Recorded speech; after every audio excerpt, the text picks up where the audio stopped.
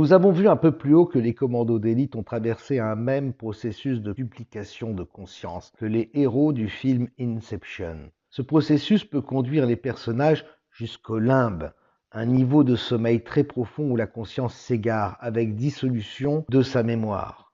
Un niveau d'égarement qui correspond assez bien au monde dans lequel nous vivons.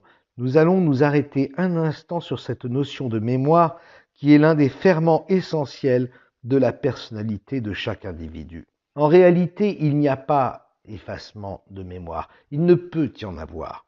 À l'image de ce qui se fait de plus en plus avec les ordinateurs individuels, dont les programmes et les fichiers sont externalisés dans des serveurs, l'essentiel de la mémoire de chaque être humain n'est pas stocké physiquement à l'intérieur de son corps, que ce soit dans son cerveau, dans son cœur, dans son estomac ou dans tout autre organe ou dans quelconque cellule de son sang qui ferait office de disque dur.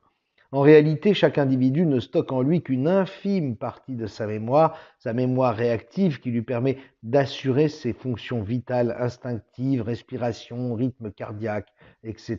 Et sa mémoire cache ou mémoire résiduelle qui constitue l'essentiel de sa mémoire interne et qui est en fait consacrée à la gestion tentaculaire en temps réel de ses connexions au réseau. En d'autres termes, cette mémoire résiduelle a en charge la bonne circulation des données que l'individu échange en permanence avec ce que nous pourrions appeler de gigantesques serveurs dédiés. Car l'humanité est connectée à un triple réseau correspondant aux trois intelligences qui composent la personnalité d'un être humain: l'ADN, l'ego et le commando d'élite. Les mémoires de chaque individu, dont dépendent toutes ses fonctions acquises, comportement social, talent, compétences, etc., sont immatérielles. Elles sont donc externalisées sous forme d'ondes. Chaque individu fonctionne de façon autonome, en circuit fermé, tout en étant constamment relié à tous les autres individus. Ce lien s'établit via une sorte d'intranet lié à ce que nous appelons génériquement l'ADN. C'est à travers cet intranet que l'individu va en effet pouvoir échanger, mettre à jour, déposer et puiser instantanément dans un serveur commun certaines fonctions comportementales primaires, comme l'instinct de survie par exemple, mais aussi d'autres facultés qu'il ne pensait pas posséder avant que de devoir les utiliser, notamment dans des situations extrêmes. Ceci est la première connexion qui appartient au domaine de ce que nous avons choisi d'appeler de façon approximative l'ADN et qui donne accès à la mémoire primordiale de l'être. D'autre part, l'individu est relié à un réseau secondaire, sorte d'extranet composé d'une infinité de serveurs. Le virus humain, l'ego, accède à l'extranet par une fréquence d'accès qui lui est originellement réservée. Cet extranet lui permet d'ouvrir un compte attitré où il pourra déposer et récupérer en temps réel ses mémoires individuelles encodées, stockées sur un serveur confidentiel qui lui est spécifiquement attribué pour toute la durée de sa vie. Ce compte mémoire personnel sera protégé contre les attaques extérieures et les tentatives d'infiltration de la part d'autres virus humains, sauf à détenir certaines facultés. Les voyants, les médiums parviennent, en se glissant à travers l'astral, en effet à contourner partiellement les pare-feux qui protègent ces mémoires individuelles. Il faut savoir également que ces serveurs dans les terres ne contiennent pas seulement les mémoires du passé, mais aussi les mémoires des futurs potentiels de chaque individu, inhérentes au plan que chacun doit suivre en s'incarnant dans la troisième sphère de densité, c'est-à-dire dans ce que certaines religions appellent le purgatoire. En outre, l'extranet met des serveurs de partage à disposition de tous. Toutes sortes de programmations, de conditionnements, de mises à jour et de potentiels acquis par la communauté humaine sont déposés ici en accès libre, téléchargeables automatiquement, ce que l'on appelle la mémoire collective. Ainsi, les troubles de la mémoire qui surviennent avec l'âge ou bien à la suite de chocs violents à la tête ou encore après un AVC proviennent du fait que l'individu ne parvient plus à se connecter correctement à l'extranet. Ce n'est pas sa mémoire qui est défaillante ou détruite. La mémoire en tant que donnée acquise individuellement ou collectivement demeure intacte sur la longueur d'onde qui lui est originellement réservée.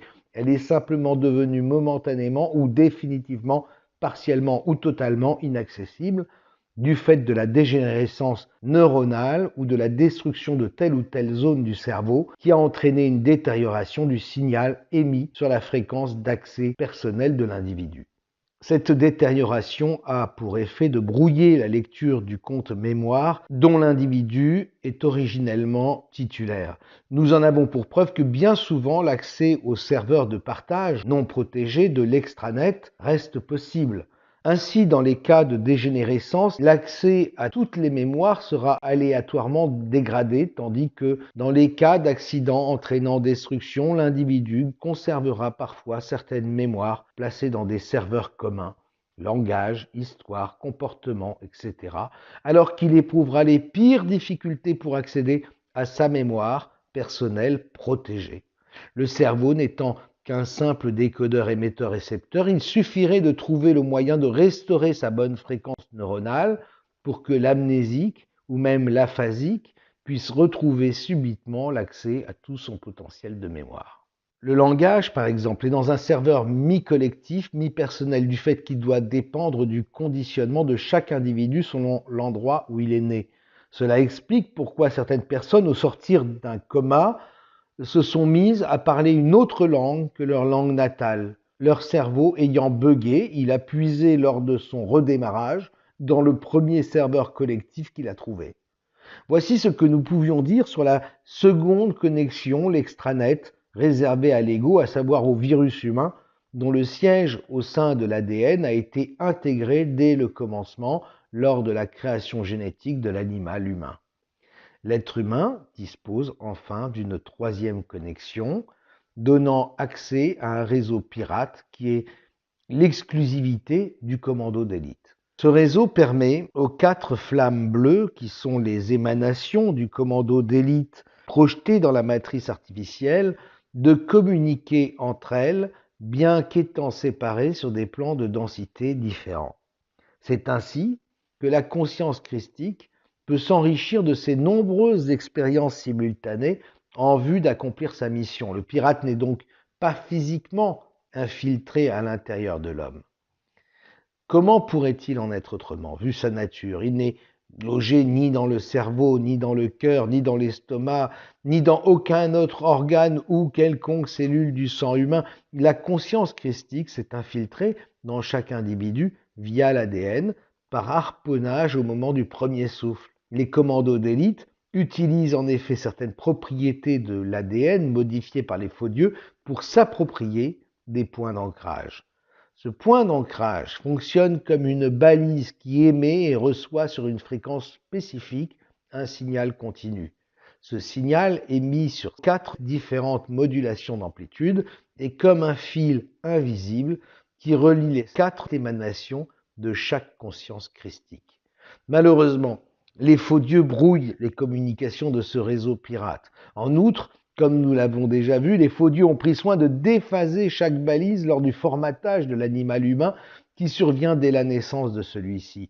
Ce brouillage et le formatage ont pour effet d'isoler la flamme bleue dans la 3e sphère de densité qui est la nôtre, tout en contaminant le signal à la manière d'un virus qui peut remonter jusqu'à la source. C'est là le vrai danger qui menace les chevaliers et c'est là que réside leur vrai courage. À la lumière de tout ce qui vient d'être dit, nous comprenons que l'intelligence et la personnalité de tout un chacun dépend en fait de l'art que nous avons de disposer et d'agencer à notre façon toutes ces données externes qui composent la mémoire. C'est un art qui dépend lui-même du dosage de ce cocktail particulier que constitue la cohabitation des 3 agents présents en chacun de nous, l'ADN, l'ego et le commando d'élite. Pour illustrer tout ce qui vient d'être dit, je vais vous parler à présent du film Oblivion, dont le titre anglais signifie « Oubli ». L'histoire se passe à un moment où l'humanité a été presque entièrement décimée sous l'effet de ce que nous pourrions appeler un blackout de feu, déclenché par une horde de mystérieux extraterrestres, les Scaves. Ces extraterrestres vont alors créer des milliers de clones à partir du matériel génétique de 2 êtres humains capturés, Jack Harper et Victoria. Tous les 5 ans, des dizaines de couples de Jack et Victoria sont réveillés et subissent un programme d'effaçage mémoire obligatoire. Programme qui rappelle le formatage des commandos d'élite dont nous avons parlé à maintes reprises. Avant d'être expédiés pour une mission de 5 ans sur des techs, des plateformes entre ciel et terre réparties tout autour de la planète. Comme nous venons de le voir, la mémoire, les sentiments et la conscience d'un être humain ne sont pas des données matérielles ou organiques situées à l'intérieur du corps. Ce sont des informations ondulatoires qui sont stockées à jamais dans des serveurs cryptés auxquels chacun de nous a accès via un code individuel contenu dans son ADN. Selon cette conception, les extraterrestres ont donc brouillé les réseaux neuronaux des clones via le programme d'effaçage mémoire obligatoire dont il est question dans le film, pour leur couper l'accès aux mémoires des Jack et Victoria originelles disponibles dans les terres. Ils leur ont implanté à la place une mémoire factice et limitée. Je précise que les clones ne savent pas qu'ils sont des clones, de même que le virus humain, l'animal humain dirigé par son ego, ne soupçonne pas sa véritable nature de robot biologique. Une fois les 5 années écoulées, les clones retournent dans ce qu'ils croient être leur base.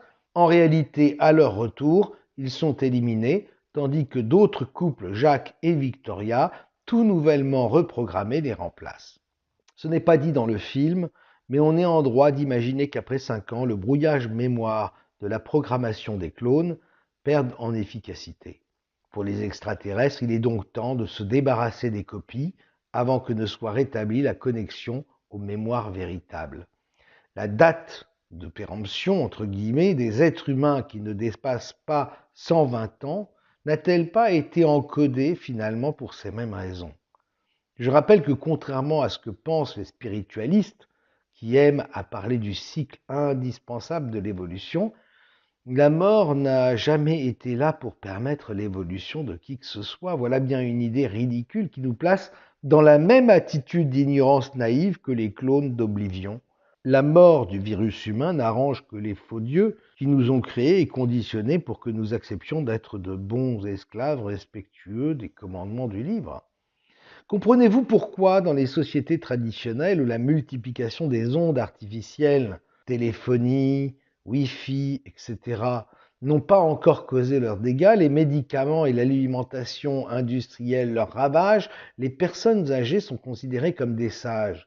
La sagesse ne s'acquiert pas avec l'expérience, alors c'est simplement parce que, avec l'âge, les connexions à l'extranet, le réseau de l'ego, se font de manière de moins en moins fluide en raison de la dégénérescence naturelle de l'ADN. Par conséquent, le commando d'élite en chacun de nous reconnecte plus facilement avec ses mémoires à travers ce que j'ai appelé le réseau pirate. Ainsi, au crépuscule de nos vies, chaque jour qui passe voit l'ego s'étioler tandis que le pirate s'éveille. À l'instar des Scaves, ces extraterrestres du film Oblivion qui doivent se débarrasser des clones au bout de 5 ans, des faux dieux ont programmé la mort de l'être humain de façon à empêcher le commando d'élite d'atteindre l'éveil et de sublimer l'ADN. Dans le film, plusieurs générations de clones se sont déjà succédées sur au moins 52 plateformes à travers la planète. Dans notre réalité, la manipulation s'étend sur des milliards de systèmes étanches les uns des autres depuis des milliards d'années, le temps et l'espace étant deux notions relatives. La matière noire, la matrice des faux dieux, l'univers visible, est en expansion comme une tumeur qui grossit à l'infini. C'est pourquoi les consciences christiques n'ont pas d'autre choix que de l'infiltrer pour en découdre. Or, nous l'avons vu, les périodes propices pour atteindre cet objectif surviennent tous les 1000 ans à l'approche du retour du roi, l'Antéchrist, juste avant le déclenchement des fameux blackouts. Alors que sa mission de 5 ans touche à son terme dans quelques jours, le clone Jack Harper du Tech 49 se pose de plus en plus de questions. La nuit, pendant son sommeil, ses rêves sont hantés par le souvenir d'une femme. Notez bien que c'est pendant son sommeil qu'il se réveille finalement. Mais ce qu'il ignore, c'est que cette femme était le grand amour du véritable Jack Harper original. Cela conforte ce que nous avons dit un peu plus haut. Ses mémoires originelles sont en train de lui revenir. Bientôt, le brouillage neuronal ayant de moins en moins d'effet sur les autres clones de sa génération, tous les souvenirs du vrai Jack Harper seront accessibles à tous. La même signature génétique donnant accès à la même base de données personnelles, les prises de conscience des clones seront alors partagées sur le même serveur originel. Reliés entre eux par une connexion à un serveur commun, les clones partageront alors une seule et même conscience, intégrant la conscience du Jack Harper originel. Il en est de même pour les commandos d'élite qui se sont projetés à 4 reprises au sein des 4 différentes souches de la matrice artificielle qu'ils ont traversée. La conscience christique qui est en nous est reliée par un fil invisible aux 4 autres projections d'elle-même. De la même façon que les clones vont évoluer ensemble dans la connaissance et l'éveil, chaque copie de notre flamme bleue sera capable de transmettre ces informations à travers toutes les sphères de densité de la matrice. Ainsi, il suffira qu'une seule flamme bleue s'éveille à la vérité, devienne blanche, dans un plan de la matrice artificielle, quel que soit ce plan, pour que toutes les autres répliques disséminées dans les autres plans finissent par être impactées avec un décalage temporel plus ou moins grand selon la densité vibratoire de la dimension dans laquelle elles se trouvent. Il semble que nous assistions en ce moment même, chez beaucoup de personnes, à ce processus de captation d'informations voyageant sous forme de rayonnement cosmique à travers les différentes sphères de densité. N'avez-vous pas remarqué en effet l'éveil progressif d'un grand nombre de personnes autour de vous qui se posent des questions qu'elles ne se seraient jamais posées auparavant? Cette évolution des consciences, qui pourrait s'étaler sur plusieurs décennies dans notre réalité dense, durera sans doute quelques jours dans une dimension supérieure, quelques minutes dans la couche d'espace-temps suivante, et l'espace d'un flash sur un plan plus proche de la matière de lumière. Finalement, à cause de ce décalage et avec le phénomène de compression et d'accélération globale qui survient à l'approche des blackouts, l'effondrement de notre zone de la matrice artificielle pourrait intervenir, il pourrait même avoir déjà eu lieu sans que nous en soyons encore conscients ici-bas et sans que nous puissions en expliquer la raison, mais en ayant toutefois largement contribué à cet événement via un autre nous-mêmes situé dans une autre dimension. Dans Oblivion, les scaves, les extraterrestres, sont conscients du danger que représente la connexion des dizaines de clones de Jack Harper et Victoria disséminés sur toute la surface de la Terre. On comprend mieux alors pourquoi les clones sont surveillés par leur créateur qui communique à distance avec eux sous l'apparence d'une femme du nom de Sally. À chaque communication, une question rituelle est posée à chaque clone, Victoria, chargée des transmissions sur chacune des plateformes. Est-ce que vous faites une bonne équipe? Est-ce que vous faites une bonne Victoria répond alors.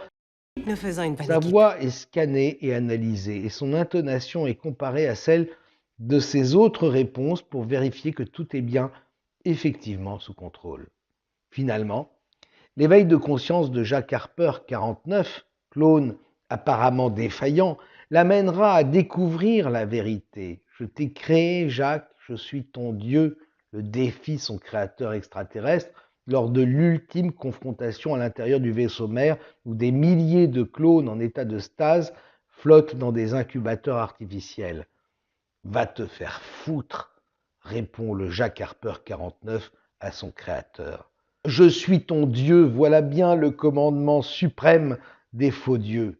Comme Jack Harper, nous allons devoir nous aussi débarrasser nos égos de toute cette programmation religieuse. Nous allons devoir trouver la force de briser ce piège qui empêche la flamme bleue d'embraser le monde par la force de son amour et de devenir blanche enfin en s'éveillant à la vérité. La religion, avec ses fidèles, j'intègre ici les religions laïques comme la franc-maçonnerie, etc. La politique avec ses militants, l'art avec ses fans, le sport avec ses supporters, sont les 4 cordes qui permettent de faire danser tour à tour l'humanité et de l'entraîner au moment voulu sur la pente du fanatisme. Ma préférence ira encore pour l'art et pour le sport qui ont tout de même provoqué moins de carnage que les deux autres. Est-ce que vous faites toujours une bonne équipe?